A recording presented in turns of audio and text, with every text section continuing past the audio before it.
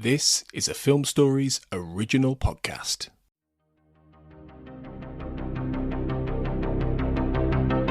This is Writers on Film, the only podcast dedicated to books on cinema.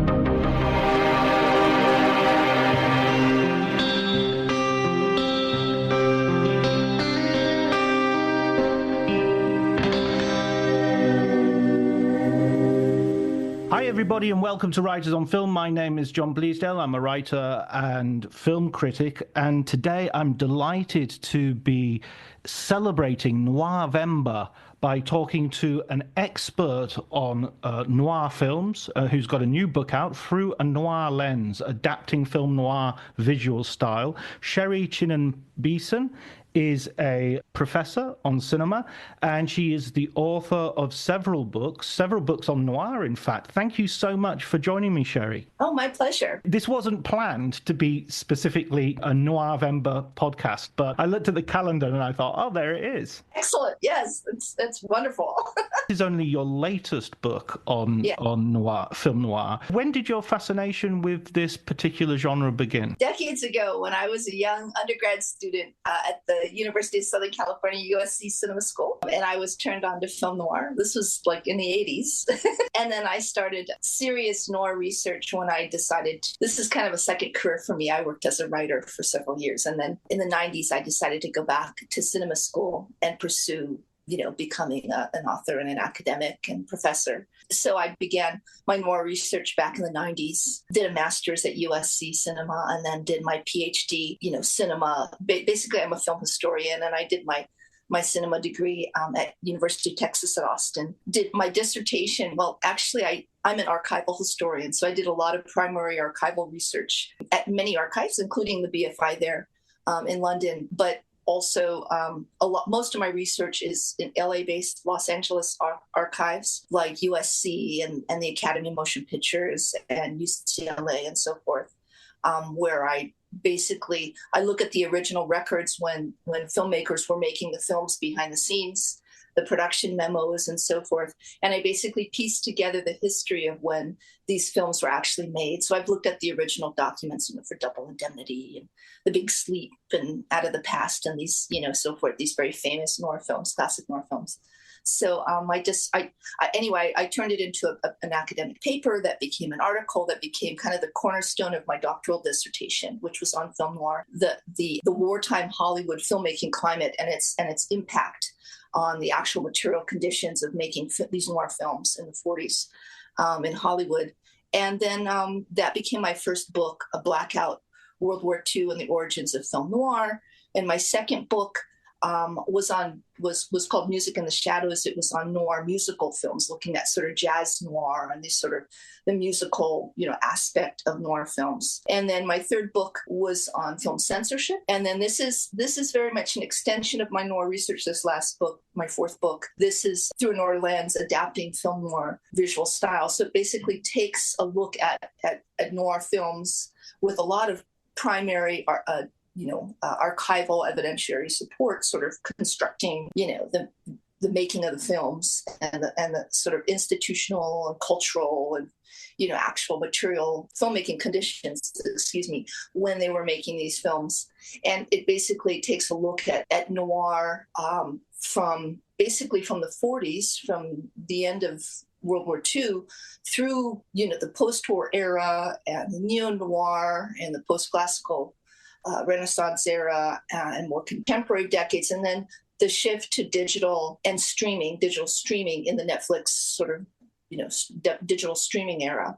And so it goes all the way through the COVID-19 pandemic, looking at sort of the legacy and the influence of classic noir films on, not only the original 40s nitrate era films shot on the actual nitrate film stock, but all the sort of technical and industrial changes. It's basically a technical and industrial history of the legacy, and evolution of noir visual style. It's absolutely stunning book in terms of the breadth and scale of what you look at. And I found myself, I was really surprised that, you starting with, as you say, the 1940s, and then you're ending with things like Jessica Jones and you talk about HBO, Perry Mason, and it was just like some of those I'd never even considered in that same framework. So it was really interesting to have that sort of concept and to feel that the legacy of noir has been so influential. Yes, absolutely. And thank you so much for the kind words. I really appreciate it. I'm an absolute huge fan of noir. I've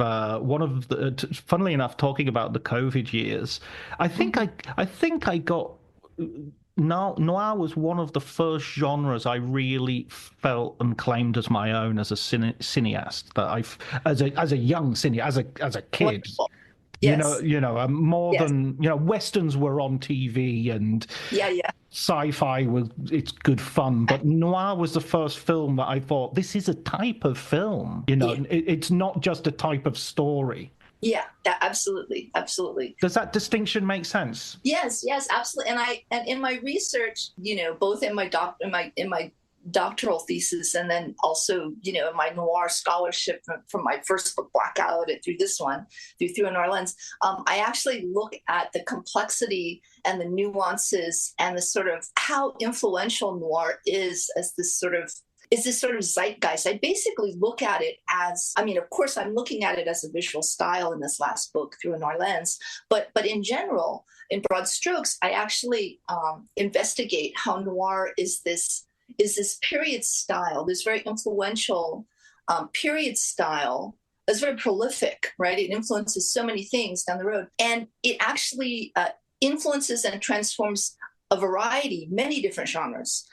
So you can have noir westerns and noir musicals and noir sci-fi like Blade Runner, right? Royce's Dark City and so forth. So I actually look at it beyond, the sort of typical conception of thinking of noir just as like a single genre, because you can see all these different types of films, even in the classic era in the 1940s, right? You've got these sort of noir female gothic films, and you've got these, noir hardboiled detective films, and you've got films like Double Indemnity, that it's such a definitive, influential, important noir film, but it's not a classic sort of hard-boiled detective, but it's very hard-boiled, and you have, the Edward G. Robinson, Barton Keyes character in there, and he's functioning as an investigative sort of, he's a claims investigator, and so you have this sort of narrative detective framework. And it's also, you have films that are mysteries, and then something like Double Indemnity is not a murder, it's a murder film, but it's a crime film, but it's not a mystery film, right?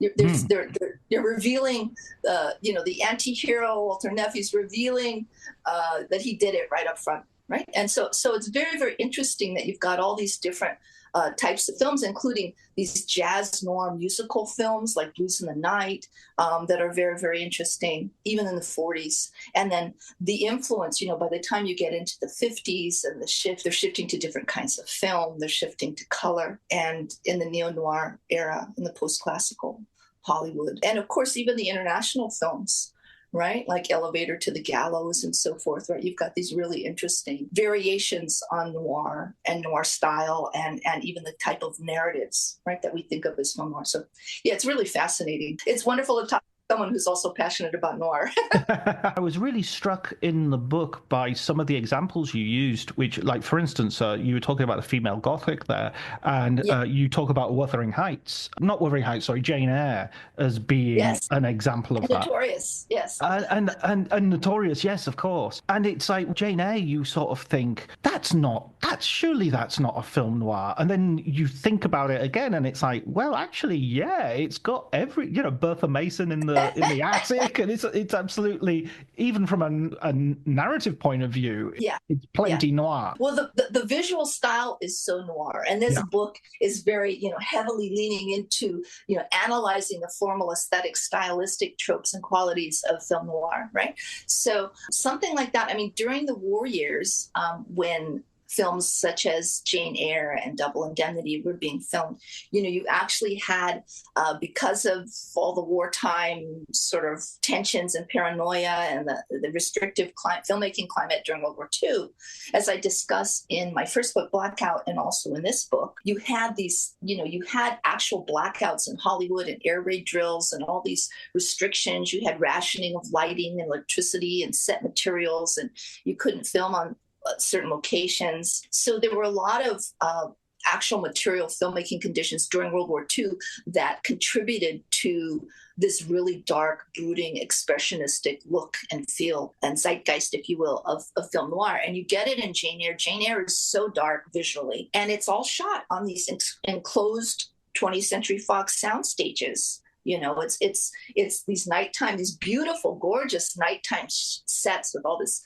dark blackened shadows and this, you've got these fog machines with this, swirling, dense, banks of fog and so forth, and the brooding dark Gothic mansion, right? And Wells is just so fabulous, right, as the Noir anti-hero, moody and tormented and very dark, right? And you've got all these really very, provocative, disturbing gender polemics going on, right? With the crazy wife, entrapped in the bowels of the castle, right? It's like it's got all these dark things in it, and it's very, very interesting how the gender distress that you see in these Gothics, right? And like you have, I'm talking narratively at the moment, in the same way that you have narratively the sort of femme fatale and the hard-boiled, tormented anti-hero, sometimes a detective, right, and sort of more hard-boiled noir films with maybe a dangerous, lethal, sexualized femme fatale. Or maybe a sideline good girl redeemer too. Maybe you have that, right? But in the same sort of sense, some of these things are sort of that binary is kind of reversed, but also related in something like the noir female Gothic films of Wells and Hitchcock and so forth, because you've got the homme fatale instead of a femme fatale. You've got the older, mysterious, potentially deadly or dangerous lover or husband. You've got, so there's an homme fatale there, and you've got the young, more naive ingenue, right? Who usually survives by the end of the film, but sometimes, but she may think that they're trying to kill her, right? And there's all these, I've done a lot of work on Gothics too, and I'm working on another project, so I'll probably have more research coming out in that terrain in the future. But I'm just coming off of this book. There was a lot of the gender and the Gothic stuff that got cut that sort of moved into another project. So we'll see if I get the energy after finish that one next. But definitely, I can see how there is an overlap as well. But I want, for our listeners who may be less versed in noir, there's two questions that I want to have. First of all is, can we sort of give a kind of broad strokes definition of both the visual and the narrative aspects of noir, and then a little bit of a sense of the history as well. When are we starting off with that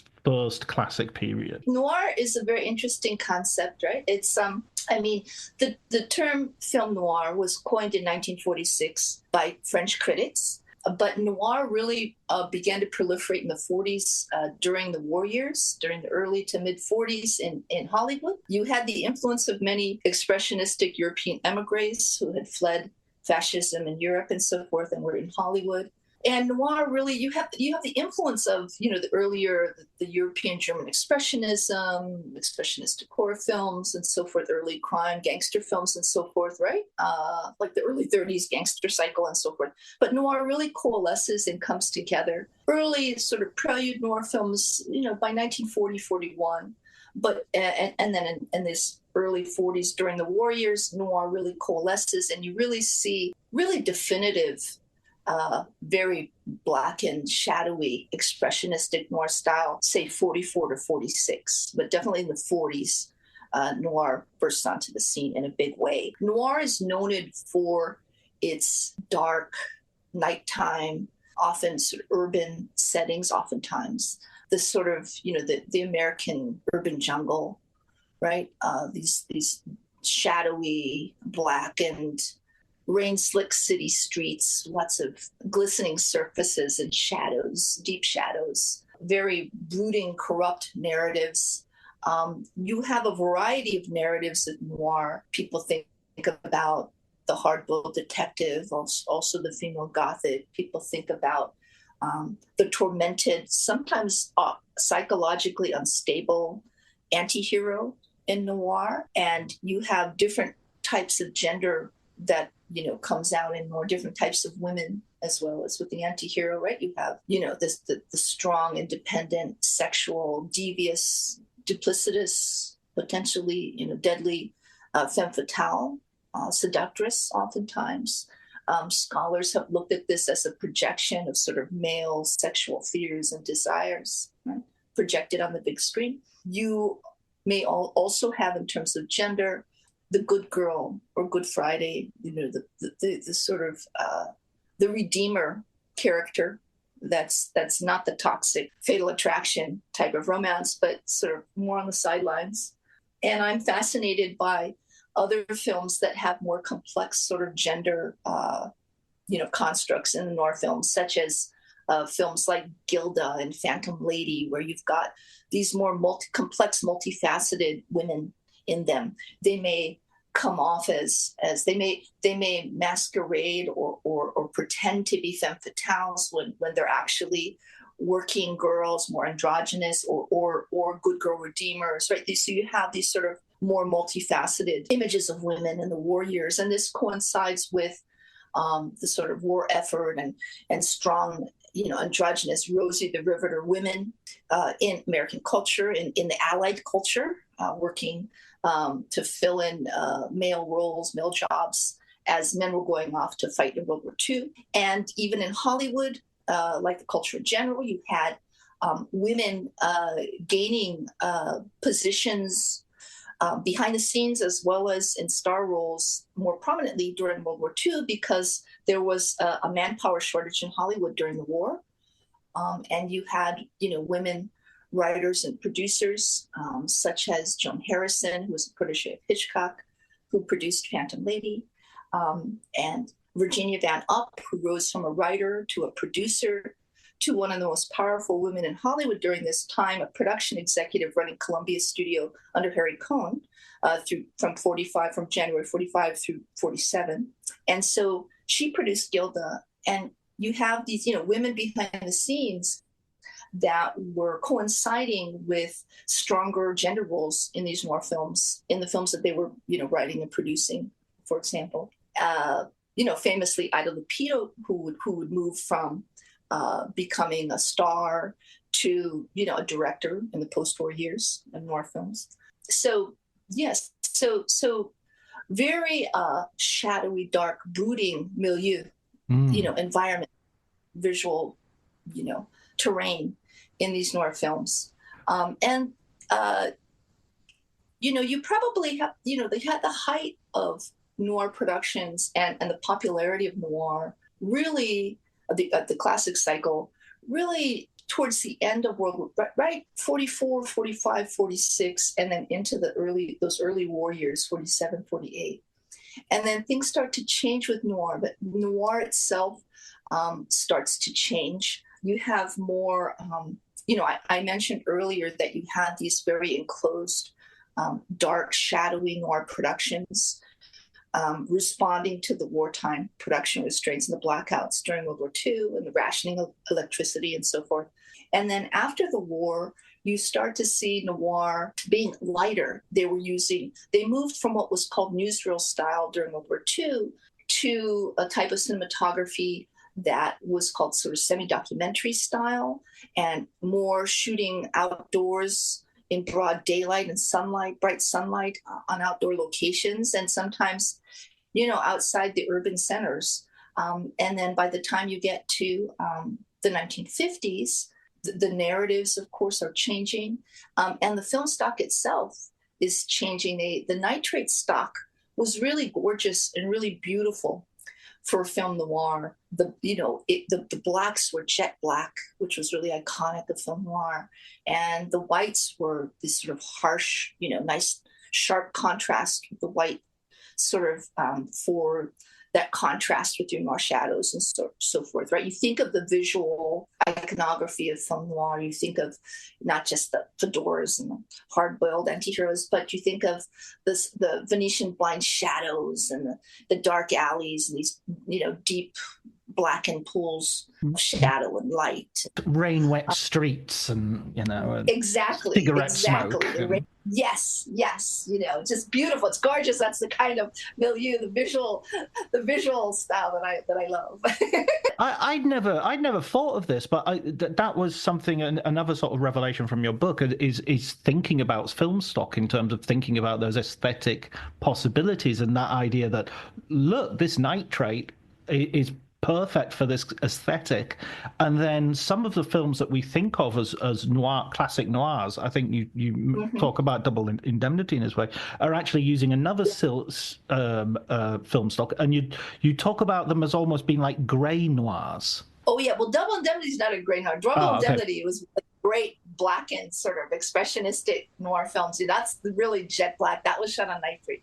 And I should also note, I mentioned that the term film noir was coined in 1946 overseas in France. Well, these began as very much wartime films. But of course, because of World War II, international distribution was interrupted between 1940 and 1946, right? In Paris, for example, right? So, they had, you had films in the UK, for example, but in Europe and parts of Europe, right, where the conflict was ensuing, right, you had, suddenly in 1946, French critics were seeing these noir films produced in Hollywood between 1940 and 1946, and they were seeing them all at once in one fell swoop, right? Of course, yeah.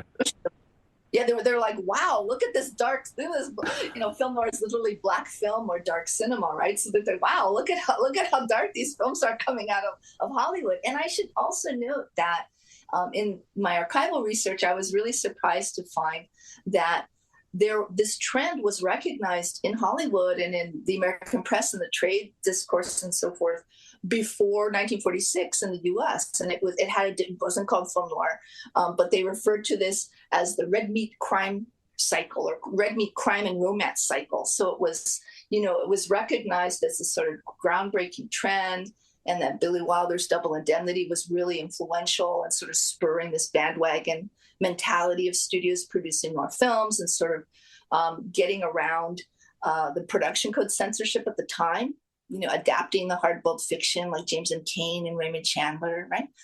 And so, this was seen as this very vanguard sort of cutting-edge trend of films. But yeah, these early noir films in the 40s, they were shot on nitrate. And then in 1950, actually, you think of famous, beautiful 1950 noir films. Of course, Sunset Boulevard is one of them, and that film was also Billy Wilder, right, directing it. But it's a little lighter than Double Indemnity, but it's one of the last major feature films shot on nitrate film stock.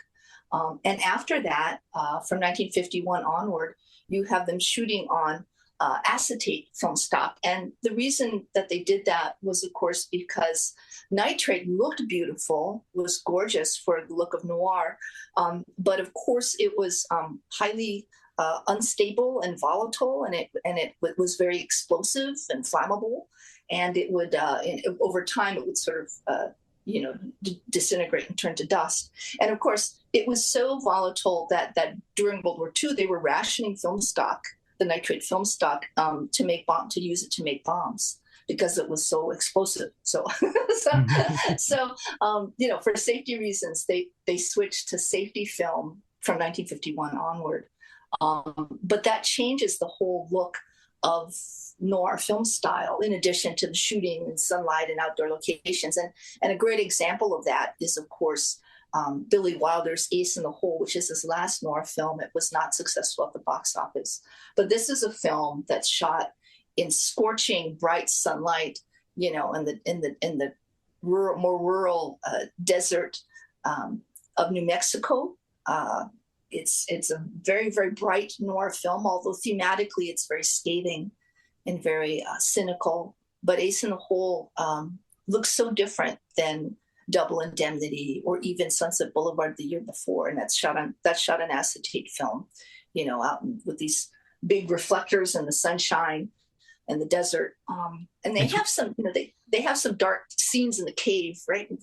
But it's, they're outdoors, and it kind of looks like film blanc or something. It's like the antithesis. Thank you. It's very, very different, although it's narratively very, very dark and disturbing and brooding. Yeah, it's one of the darkest films I've ever seen from that point of view. I mean, you mentioned in the book that everybody in this film is kind of rotten, even the sort of victim of the situation isn't without fault. It's truly a truly disturbing film and excellent. I think it's one of Billy Wilder's maybe lesser known films at the moment, and it really deserves to be right up there with his best films. Yes, it's fabulous, and including that amazing final shot, right, where self-destructive, corrupt anti-hero played by Kirk Douglas, he just falls right. They've got that camera really low. They've got that camera right on the floor, and then his character just falls, dead with his face right there, and the camera at the end, and it's sort of, it's to the end of. I mean, it's really, almost a metaphoric sort of iconic image of the end of a certain era in Hollywood and the end of a certain classic noir style, the end of Billy Wilder's noir films, because the film was not successful, and he shifted to making comedies and musicals and so forth. But yeah, I mean, Wilder is such an influential figure, and that is an amazing noir film. I also think of, you've got so many great directors working in this milieu, John Huston, Stanley Kubrick makes a couple of noir films, and even, I think you mentioned sort of Dr. Strangelove and Lolita are to some extent influenced by the noir sort of visual. Yeah, absolutely. Yeah. And there's The Killers, there's excuse me, not The Killers, The Killing, which is quite interesting. But and Hitchcock, Hitchcock is directing, this sort of female gothic espionage noir hybrid with something like Notorious, right? He's also directing Spellbound, and those are fabulous films. And then of course, in the 50s, not only is Hollywood shifting to nitrate, but they're shifting to color. And even the color technology is changing from the gorgeous, 3-strip Technicolor that they had, in the 30s and 40s, and the early 50s, to, Hollywood is trying to compete with television with these big widescreen color spectacles, right? And the color technology becomes more affordable for studios because Technicolor, opens up its technology so that other companies such as Eastman Kodak can make this sort of cheaper single strip, Eastman Color monopack film stock. It didn't look quite as good as 3-strip Technicolor, but Technicolor also allowed studios to develop the film in the Technicolor, what they called the dye transfer imbibition, or IB, developing process, which sort of emulated the look, superior quality color of the 3-strip Technicolor process derived from a single strip of film. So they could sort of emulate that in the developing process. And so you had what I call the color noir style shift from films like in the 40s, the gorgeous color noir style of The Red Shoes, with the Archers, Michael Powell and Emmerich Pressburger, that had stunning, gorgeous color noir visual style, very much influenced by the noir aesthetic in color, and shot in 3-strip Technicolor, even on location in the Mediterranean, the south of France, and so forth.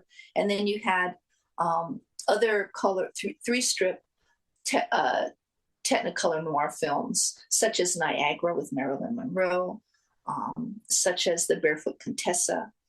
And then you have these gorgeous color noir films, in widescreen that were shot in Eastman Kodak monopack stock and oftentimes developed in Technicolor, such as Hitchcock's Rear Window, North by Northwest, such as George Cukor's A Star is Born with Judy Garland and James Mason. Incredible performance by James Mason in that film. And so many other films, including, noir musicals. So not only A Star is Born, but something like West Side Story, which is really very much influenced by these earlier sort of noir and color noir traditions and aesthetics that you see. So I find that really fascinating, all this sort of technological industrial changes and stylistic changes in the noir look and feel and style by the time you get to the 1950s. West Side Story I'd never thought of as a noir film, and then when you say, oh wait a second, but Bernstein did the score for On the Waterfront as well, and yes. And you start thinking of, wait a second, West Side Story, you start remembering, there's all the fire escapes and there's the land between the buildings, which the guys, and it's like, yeah, God, it's all there, isn't it? It's all alleyways and, Yes. And I interviewed Robert Wise years ago, and he referred to it as a noir musical. And of course, Wise had been directing noir films, right? He'd been doing these earlier, 40s films or even films like The Setup, right? And of course, he edited Citizen Kane, right? So, he had worked on noir films, he directed noir films, and it was his first musical. It's not as bright and out on location as, say, Sound of Music later. Yeah, Sound of Music is not a noir musical. It's not a noir, no. There are Nazis, but it's not a noir. I mean, it's important to say, where there's definitions have to be. That's right. Have to have their negatives. That's right. Yeah, no. I mean, he talked about how, he really wanted to film the opening of West Side Story on location in Manhattan, and they did that, right?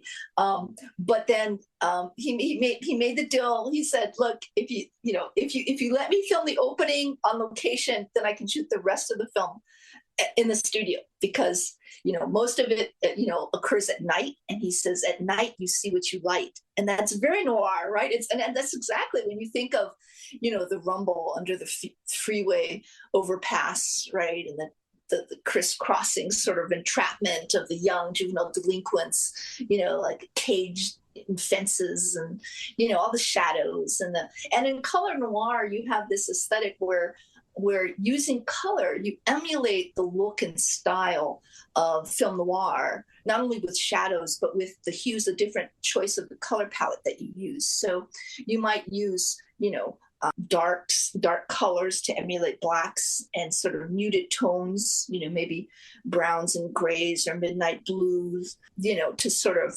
emulate the look of black and white. And if there's a dominant color, you may have splashes of red or scarlet red that sort of to suggest and signify, danger or blood or caution or love, death, and you see that in these films, whether it's in these color films, whether it's West Side Story or A Star is Born or Rear Window, even the scarlet dress that Hitchcock has Eva Marie Saint wear in North by Northwest, right? So you've got it, and of course Marilyn Monroe as a seductress in Niagara, And Niagara is interesting because you've got the outdoor location in Technicolor of Niagara Falls, but then you've got these very dark, shrouded, enclosed. She dies. She's murdered, and you've got these overhead shots and with the deep shadows and the bars of entrapment and everything. In that film as well. So it's very interesting. Yeah, I love that the section on Rear Window and how this artificial environment of complete control has been created, and it is sort of like a metaphor almost of what noir is doing entirely, because it's all happening in this box called the studio. Yes, I mean, like Jane Eyre, was shot entirely on these enclosed sound stages, a decade earlier, right? What Hitchcock's doing in Rear Window is so interesting. Originally he thought about shooting it on location in Greenwich Village in New York City. But he didn't, he had some of his photographers go out and shoot some test footage. And he didn't like, the look of the lighting and the color and the image quality. He didn't like, what he saw. And so he famously sort of emulated the look of Greenwich Village in New York City entirely on a soundstage, a huge set on a soundstage, one of the biggest at the time that had ever been built. And it was amazing. It's amazing when you watch it. It was such an elaborate set. They had to dig a floor into the basement, and they had sets going up 5 stories into the rafter. The lights were very, very hot for the actors. They had individual apartments in the building, the set of a building, and each apartment was individually lit. So they had individual lighting setups and characters and inhabitants in each apartment. This sort of voyeuristic point of view from Jimmy Stewart's window as Jeffries, the photographer, and of course it was so elaborate that they had pre-lit the sets. So at the flip of a switch, you could make it nighttime or dawn or dusk or afternoon, based on the time of day, based on the sort of pre-lit lighting setups that they had. But yeah, Hitchcock is very much emulating the shadowy, enclosed, dangerous look of, deadly milieu of film noir entirely on an enclosed soundstage, and in this case, shot in widescreen in color. They shot it in Kodak Eastman color and developed it in Technicolor to get that better, richer color aesthetic, from using the Technicolor process when they developed it. And you have this sort of, the murder takes place as Jimmy Stewart is dozing off in this rain, this dark, nighttime thunderstorm in the middle of the night, and you hear the very brief, piercing sort of brief shriek as the murder occurs, but it's off screen, and he's unaware of it, but the audience hears it. And the rain is pouring down, and you see the sort of neon light from the cafe across the street through the dark alley, the narrow alley, the apartment building. The rain's coming down, and then Raymond Burr as the murderer, right? He's Thorwald. He's going in and out with his knives and his suitcases, disposing of the body in the middle of the night, right, in the rain. So it's very creepy and brooding and very, very film noir. I also love in that film that Grace Kelly, Hitchcock, decided he wanted to showcase for Grace Kelly, and he wanted to add these strong women characters. And so Grace Kelly's character, Lisa Fremont, is just fabulous. She's gorgeous, and she's strong. She's independent. She's a career woman. Yeah. And of course, Thelma Ritter, it's not, you often have the kind of Hitchcock mama's boy, or as well as the Hitchcock blonde in his films. And there's not a mother in Rear Window, but she's this very maternal nurse that's coming in with Jimmy Stewart, and she's so hard-boiled and wisecracking and hilarious. I mean, Thelma Ritter's fabulous, right? And so I just really love the gender polemics, that as well. Because they make up a team which sort of counterbalances the obvious sort of misogyny of the murderer, and even the sort of voyeurism where you're talking about Miss Torso in the other room. Yes. He's cutting up a torso. So yes, exactly. And Thelma Ritter is sort of vocalizing this very morbid, dark comedy, this commentary on the murder. Yeah, and it's so misogynistic, right? That this guy's, knocking off his wife and disposing of her, right? And the voyeurism of his torso. And Grace Kelly's sort of knowing commentary as a society woman, right? As she's not interested, she's not in love with anything.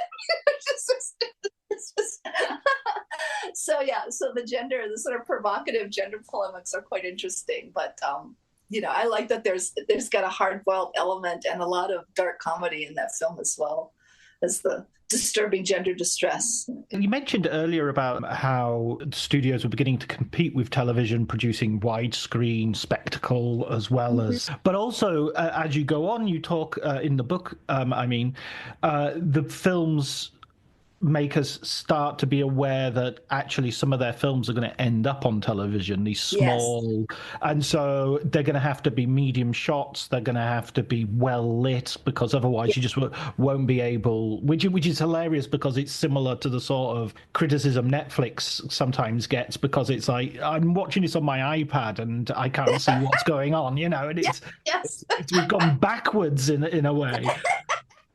Is that a moment where that seems to be a moment where sort of noir dips out for a decade or two? Thank you for honing in on that. I early on, as early as the late 40s, as particularly after 1948, you see early television starting to become popular. After 1948, but especially 1950s.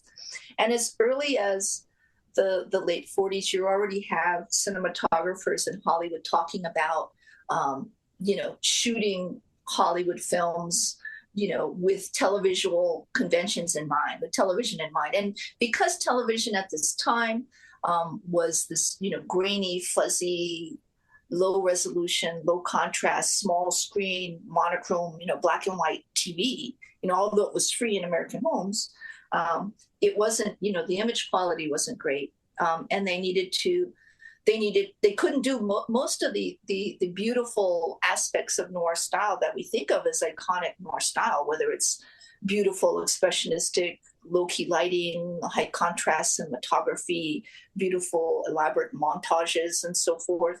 A lot of these, the cinematographers would refer to them as sort of, art shots or whatever, right? This was iconic of the noir visual style. And as television became more popular, in the 1950s, Hollywood started adopting, particularly in the black and white films, mind you. The black and white noir films, you can think of them stylistically in terms of sort of film gris, sort of gray films rather than film noir, black films, because they really do lighten up, and they really, the shooting is much less elaborate and much less shadowy and expressionistic. And it's not even on nitrate stock anymore, right? It's just the whole look and feel and style of noir changes in the 1950s. And from a certain point of view, it's almost stylistically, you can almost think of it as sort of the death of the original expressionistic, blackened film noir style that you see in the 40s, particularly in the war years, right? But noir adapts, and it adopts, newer conventions. And as the black and white 1950s noir films are sort of ebbing and declining, or the classic noir cycle eventually declines in the 1950s, particularly after all of these conventions undermine the original look and feel of the noir, the 40s, the black noir style that we see in the original cycle. Not only do you get that with the black and white films during this period, but at the same time, as Hollywood is moving to more color films and widescreen to compete with small screen black and white television at the time, Hollywood decided with the color film production to try to draw audiences back into theaters. So the use of widescreen, large frame, CinemaScope, Cinerama, right, Panavision, and so forth, these different types of widescreen technologies, the use of these huge color spectacular images, right? Stereophonic sound. There was even the use of 3D smell-o-vision, these gimmicks that faded away later. And this was, and by the way, also very bold, provocative content that would have been censored on early television at the time. And so you see that in Rear Window, you see that in Stars Born and North by Northwest and West Side Story.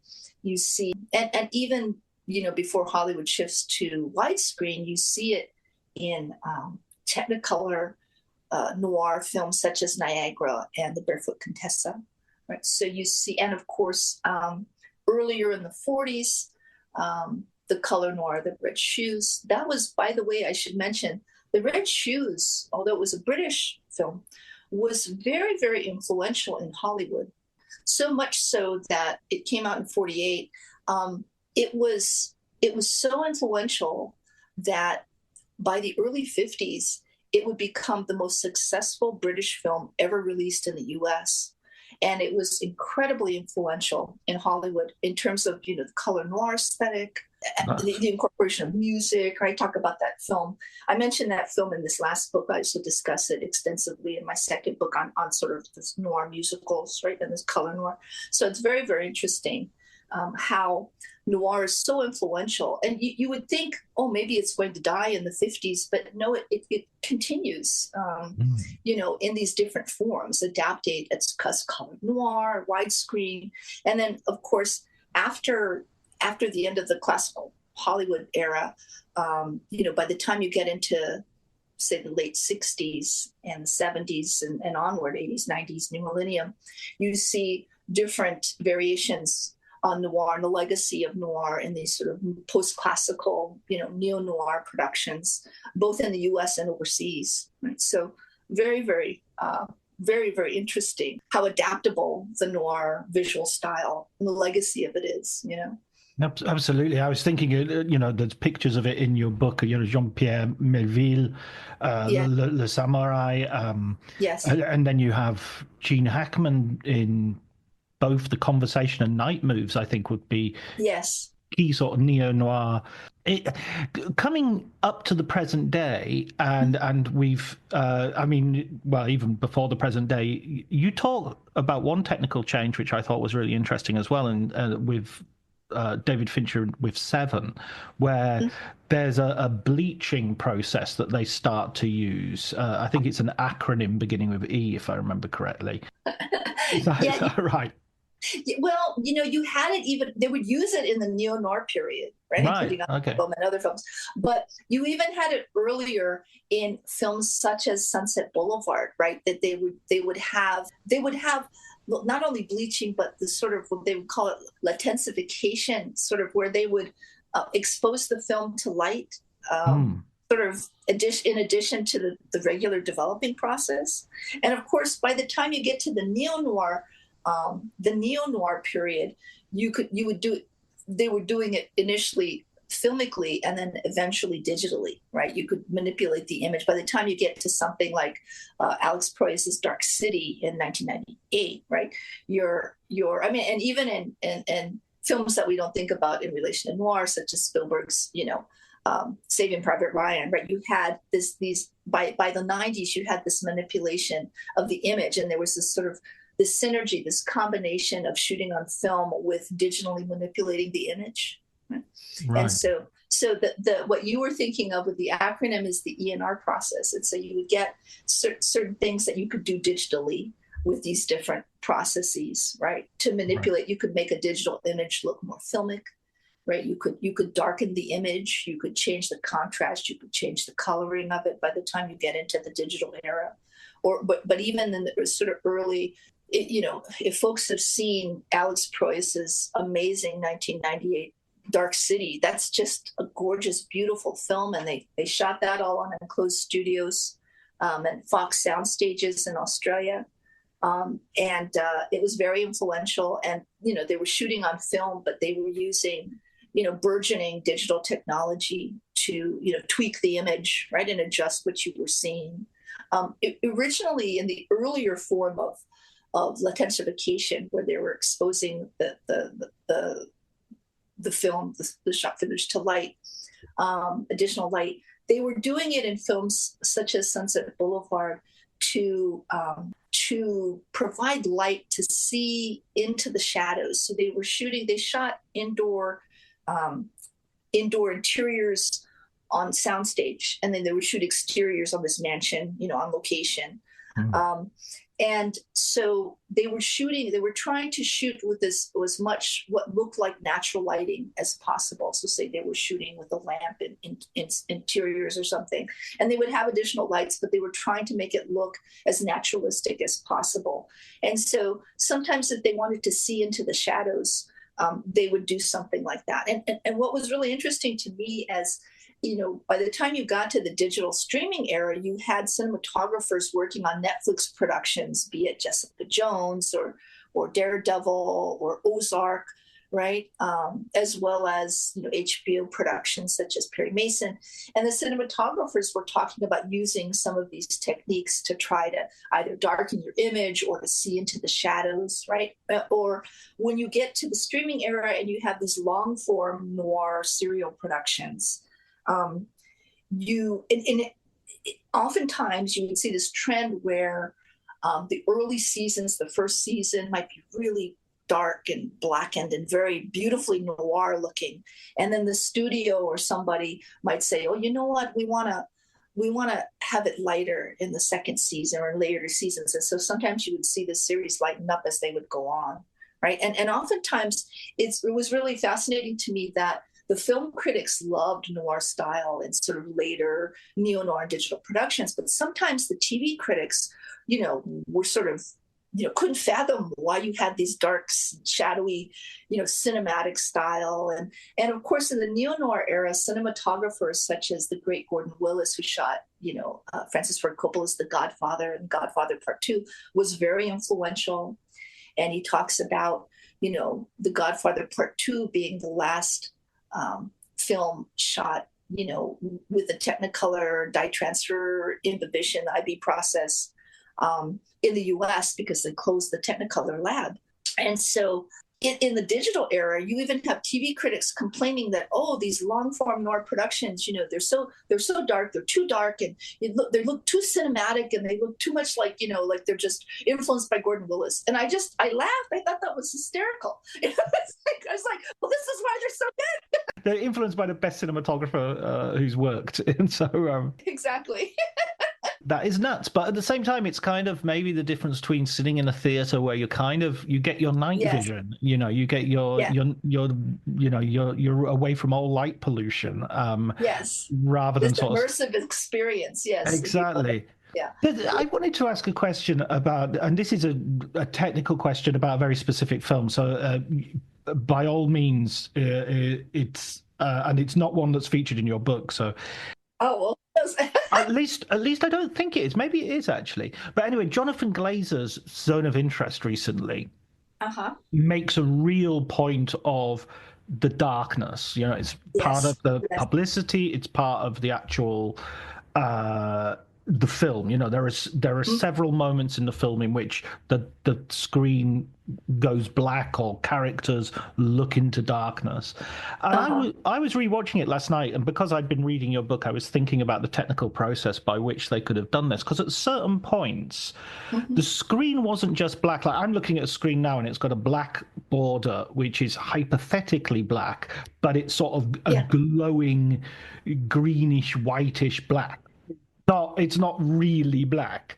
But when I was watching Zone of Interest last night, at certain points where the screen went black, it's like someone had turned the screen off. It was like there was no light emanating from the screen at all. Is that something that like a director might choose to do? Is just let's put some frames of black in there. Let's just almost be like you're turning the projector off. Yeah, I mean, you see it in other films as well. Yeah, absolutely. Right. The other thing that I think is really interesting is even in films that we don't typically think of as noir, or even maybe long form series that we don't typically think of as noir, you would have this technique of making things so dark. I mean, in terms of Netflix, digital streaming era noirs, I mean, Ozark is amazing in that way. Right. When you're Ozark, and they originally they talk about using a certain camera, and then switching to a different camera. I think at one point they were using a Panasonic camera, and then they were changing to a Sony camera because in one season they wanted this really jet black darkness that was just as you described. It was pitch black. And then they wanted something a little lighter to see into the shadows, so they switched cameras and enabled them to do that. But in other series such as Game of Thrones, right, there was all this hubbub about how dark these episodes were, and it was the same kind of thing. But what I find really interesting is even in feature films that we don't typically think of as film noir, you have this beautiful noir aesthetic. I mean, such as Darkest Hour is amazing.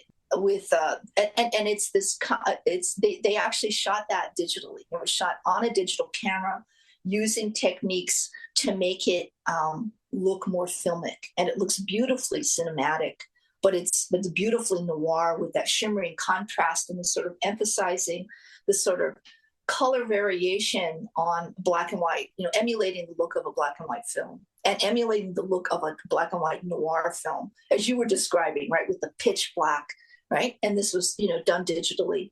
So it's amazing, the techniques and the capabilities, I mean, there are some things that are shot where you look at it and you're like, oh, it just looks so digital. It doesn't really look noir at all. Right. But you have other things that are shot entirely on digital that are intentionally emulating the look of the cinematic, brooding, shadowy, blackened, mise-en-scène, that look of film noir. And I find that really interesting, really fascinating. That's amazing. I'd like to, because we're coming to the end of today's show, I'd like to ask you if you could recommend for our listeners who might not, obviously your own books come highly recommended, but a book that you would like, you would recommend that either you found in your own work or would be a good introduction to noir for some of our listeners who might be wanting to read further. On film noir, well, this, my last book, Through a Noir Lens, Adapting Film Noir Visual Style, is an extension of my first book, which sort of lays out the origins of film noir and explains that. So they might want to also take a look at Blackout, World War II, and the origins of film noir.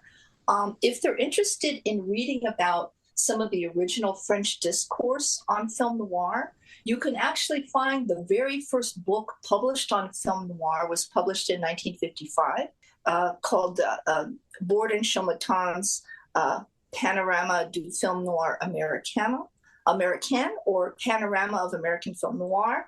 And this has been translated into English, and as well as the original French edition. And so that's quite an interesting book. It's a bit more psychoanalytic than these books. And there's all kinds of books on film noir that folks could find quite interesting, including, there's even more intro books that may not even be on film noir, but are very interesting on American cinema, that also talk about some of the early instances of noir. And these are sort of, historic books that have also been used as textbooks, such as the late great Robert Sklar's Movie Made America. And his work was very influential on mine when I was starting out in talking about the war, because, for years, scholars thought about film noir as this post-war trend, and I was really fascinated by what was going on before the term film noir was coined in 1946. And so, Sklar was examining, cultural, institutional history of American films, of Hollywood, and looking at these wartime noir films and how, influential they were, and how, the impact of the war on that. There are also great intro books that have been used as textbooks. Thomas Schatz's work, who I worked with in my doctoral research, he was very influential to me, my work. He has an early book on Hollywood genres, which talks about film noir, but more in terms of the hardboiled detective. But in his 1940s book, most people know of his work, The Genius of the System, but his book, Boom and Bust, American Cinema in the 1940s, he was finishing that as I was working with him. And it's an excellent book. It's more of a reference book. It was fabulous. And he talks about the female Gothic and the hard-boiled variation on that. And so Robert Sklar and Thomas Schatz are very, very influential to my work and my thinking of American cinema and film noir. But I could go on and on. I worked. You've given us a great list there. I think there's a lot of names there for people to get their teeth into, and but obviously I would recommend that they begin with Through a Noir. Oh no, maybe even begin with Blackout, and then go to Through a Noir. Yes, absolutely. It's sort of a follow-up, sort of a sequel. For years, people, Blackout was a very influential film. Influential Noir book on film, Sure. and sort of changed. I was surprised by the research that I uncovered in the archives, and I was surprised to see the extent to which the war was influential on film noir. And for years, people were saying, "Oh, why don't you write a sequel to Blackout?" And I was so burned out; it just took a long time to get around to it. And then, and by the time I started working on Through a Noir Lens a few years ago, I had been doing a lot of work on Netflix and the digital streaming era, and these sort of new digital sort of noir styled, productions that were I saw as heavily influenced by the classic noir cycle. And so I decided, in following up Blackout, that I wanted to pick up the threads from the 40s and Blackout and the end of the war years, through the post-war neo-noir and the digital streaming era. And I was also, during the COVID era, I was really, I was surprised by, the noir productions that you see coming out of, studios and streamers like Netflix, whether it's Del Toro's, remake of Nightmare Alley, which was, I thought, fabulous. Superb film. Fabulous. I just loved it, both in color and in black and white, right? And a black and white version too, which was gorgeous.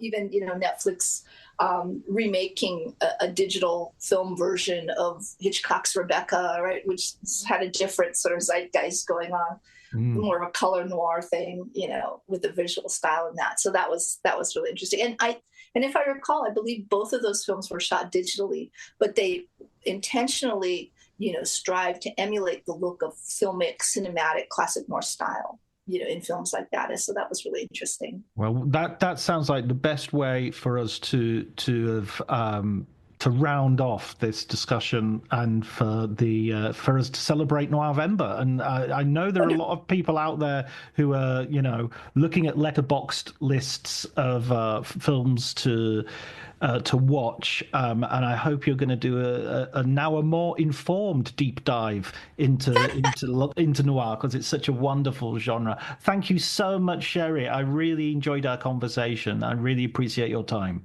Thank you. My pleasure. I really enjoyed it. Thank you.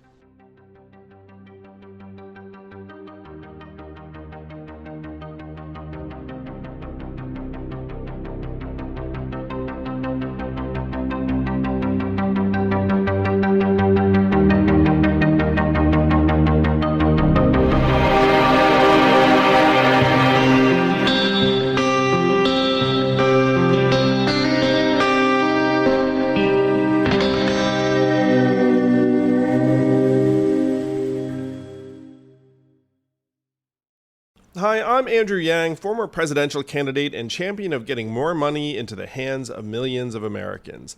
I want to tell you about our new company, Noble Mobile, which is the first phone carrier that pays you to use your phone less. Did you know Verizon and AT&T paid out $18 billion in dividends to shareholders last year? That's money they make by overcharging you for data. Noble changes all that. You get unlimited everything on the T-Mobile network. Plus, when you use your phone less, you get up to $20 in cash back each month, and we give you a 5.5% interest rate on it. Most importantly, Noble members use their phones 17% less each month because, hey, people like money. And as a listener to this show, you can try Noble for just $10 if you visit noblemobile.com and use the code YANG10. Stop overpaying for your data, go to noblemobile.com/YANG10, and start getting paid to use your phone less today.